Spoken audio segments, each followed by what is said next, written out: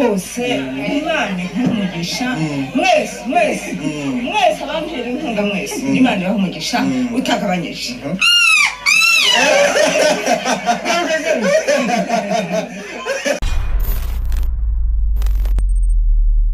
السلام عليكم ورحمة الله وبركاته. لما أنا أصحاب شرفت بدن سؤال هذا بركة لك سؤال هذا مقال كلي ولكن صحيح كان اسمه سوي جنال هو سو برو مقال كان وحل سوق الشيء وان كان لا يوتيوب اللي بنا وحل سوق الشيء جنال أو اللي يرهدو أفري ماكس أو نعه جنال وين وهذه كهلا أنت بدن صوبان دقة إن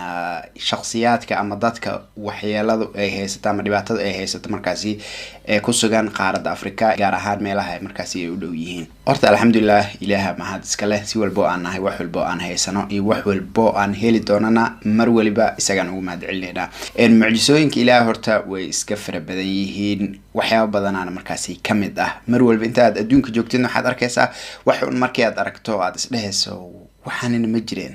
adduunka dushiisa waxaana ma saarnaayeen waxaana hore ma u dhaceen waxaana ma la arkay marka hadda maadaama social media ay tahay meel oo qof waliba wax intuu sameey markaasi ku soo bandhigi karo taasa badinaysa markaasi in ka badan intii adduunka uu jiri jiray dhan inay soo muuqdaan waxyaabo badan oo maaragtay mucjisooyin ahaa oo dadka ka qarsoonaa inay banaanka u soo baxaan hadda maanta muuqaalkan waxaan isku eegaynaa wiil muuqaal ahaan iyo sida uu ilaahay u sameeyay markaasi ka yaabsaday adduunka wiilkan oo u dhashay dalka Gambia oo ku nool markaasi koonfurta Gambia magaciisa waxa la yiraahdaa Zanzimana Ali wiilkan ayaa hooyadiis waxa ay dhashay markaasi isaga iyo shan kale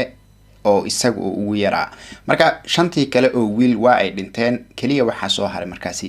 isagana sida la sheegay markaasi waxa uu caloosha ku jiray 12 bilood wiilkan hadda aad u jeedaan inta uu la eg yahay oo kula muuqda wiil yar oo aanan weli xitaa 15 jir meelahaas aan gaarin waxa uu dhashay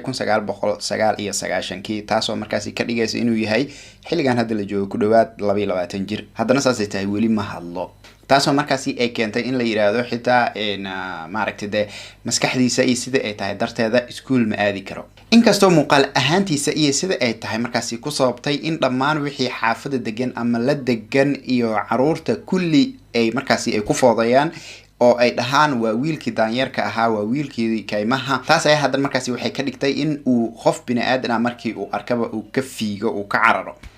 Zanzimana waxa isugu darsamay tii uu ilaah u sameeyay uu u dhaliyay iyo mid markaasi uu kala kulmay dadka marka aadanaha uu la nool yahay waxa uu jecel yahay inuu duurka aado waxa uu jecel yahay inuu cuno cawska iyo cagaarka iyo waxyaabo la mid ah waayo hooyadiis oo ah qof waayeel ah sida ay sheegto waxa ay ku qaadataa waqti aad u badan raadintiisa haddana markii ay guriga keento ma cuno cunto caadi ah cuntada caadiga wuxuu ka jecel yahay cagaarka iyo waxyaabaha muuska iyo waxyaabo la mid ah hooyadiisa markii ay u baahato inay soo qabato waxay sheegtay inuu wiilka aad iyo aad u dheereeyo oo aan la gaari karin waxay caawinaad ay weydiisataa dadka kale si ay mar uun ay ugu soo qabtaan Zanzimana inuusan weli hadlin waxa u sii raacsan waliba inuu leeyahay sidoo kale xitaa dhawaqa oo xayawaanka oo kale hooyada dhashay Zanzimana waxay tiri ani iyo ninkayga waxa uu ilaahna siiyay markaasi 5 awlaad oo 5taasina mar walibana markaasi mid walba markuu dhasho uu hore ka dhimanayay markaas waxay tiri ninkeygii ayaa ilaah bariyay oo yiri ilaahow nasiix xitaa cunug oo yani caadi ahaantan caadiga ahayn hadii uu inoo joogayo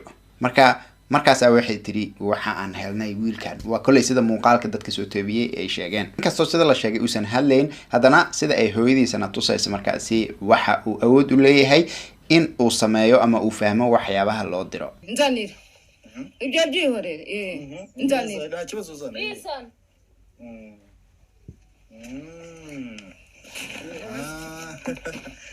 Bino ni nuwango ahanga urana ko arabasha kuba yagira gute kuba yabyu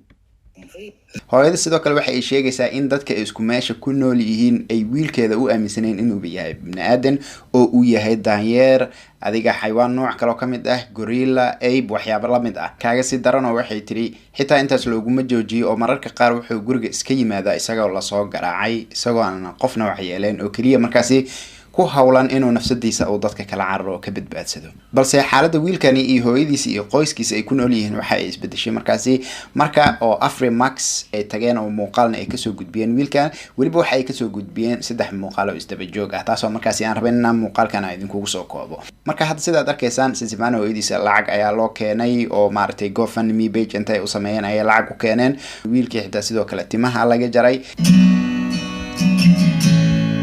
wiilkii waxa loo xiray markaasi dhar ka duwan dharkii hore sidaad u jeedaan waxa uu cabaaya Fanta sidoo kale waxa ay sheegeen xitaa inay rabaan inay ka bedelaan guriga meesha ay degan yihiin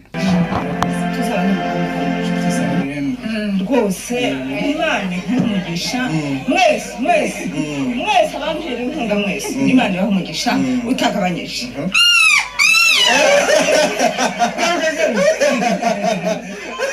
sida ujeedaan hadda waxa arkaysan wiilkii oo dadka bini'aadanka saaxiib la noqonayo waliba u soo dhawaanayo waay wuxuu arkay dad u naxariisanayo aan ku orinayn ku qaylnayn caaynayn dileen dhagax ku dhufaneen